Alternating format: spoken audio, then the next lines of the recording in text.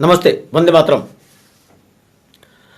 आपको याद होगा हमने अपनी पुरानी वीडियो में यह चर्चा किया था कि जन सूचना अधिकार अधिनियम के अधीन जो संस्थाएं हैं जिनको एग्जम्पशन दिया गया है उनसे सूचनाएं केवल ह्यूमन राइट वायलेशन और करप्शन की जो एलिगेशंस हैं उनके आधार पर प्राप्त की जा सकती हैं। जब हम ह्यूमन राइट की वायलेशन की बात करते हैं, करप्शन के चार्जेस लगाते हैं, तो यह सिद्ध करने का भार उस पर होता है जो आवेदन दे रहा होता है, यानी जन सूचना आवेदक को सिद्ध करने का भार है कि ह्यूमन राइट का वायलेशन हुआ है।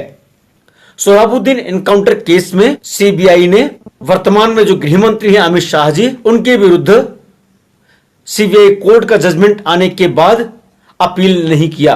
जन सूचना आवेदक ने 7 बिंदुओं की सूचनाएं मांगी थी और उसमें यह कहा था कि जो सोहराबुद्दीन शेख एनकाउंटर केस है उस केस के विवरण, वह तिथि जिस तिथि को उक्त आरोपी डिस्चार्ज हुए, जिन्होंने अन्वेषण किया, उनका नाम पूरे विवरण के साथ, और उन्होंने यह भी मांगा कि क्या कारण थे कि अपील नहीं फाइल की गई सीबीआई कोर्ट ने जब डिस्चार्ज कर दिया अमित शाह को उसके बाद।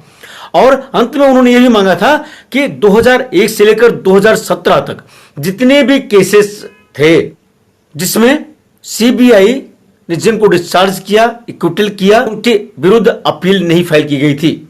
मुख्यतः 2 ग्राउंड थे आवेदक के।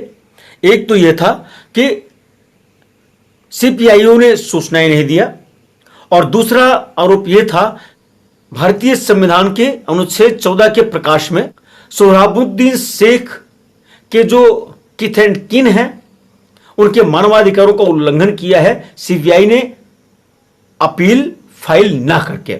माननीय केंद्रीय सूचना आयोग ने निर्णय देते हुए यह कहा कि जो ये ग्राउंड लिया गया है मानवाधिकारों के उल्लंघन का और साथ ही करप्शन का, इन दोनों शब्दों को जन सूचना अधिकार अधिनियम में व्याख्यायित नहीं किया गया है, परिभाषित नहीं किया गया है। इसलिए केंद्रीय सूचना आयोग इसको केस टू केस जैसे मामले आते हैं उसके मुताबिक निर्धारित करता है। चूंकि जन सूचना आवेदक ने प्रथम दृष्टया ऐसे सबूत नहीं प्रस्तुत किए हैं जिससे लगे कि मानवाधिकार का उल्लंघन हुआ है या फिर करप्शन का कोई मामला बनता हो। मात्र कथन से या परसेप्शन से विधि की दृष्टि में आगे प्रकरण को नहीं बढ़ाया जा सकता।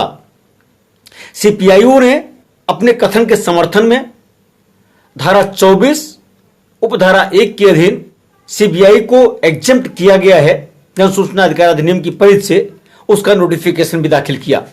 तात्पर्य यहां पर यह कहने का है जब तक प्रथम दृष्टया साक्ष्य नहीं होते तब तक जन सूचना आवेदक को धारा 24 के अधीन जो संस्थान एग्जेम्प्टेड हैं मात्र ह्यूमन राइट के वायलेशन अथवा करप्शन के कथन के आधार पर सूचनाएं नहीं दी जा सकती, और इस निर्णय में यही हुआ है।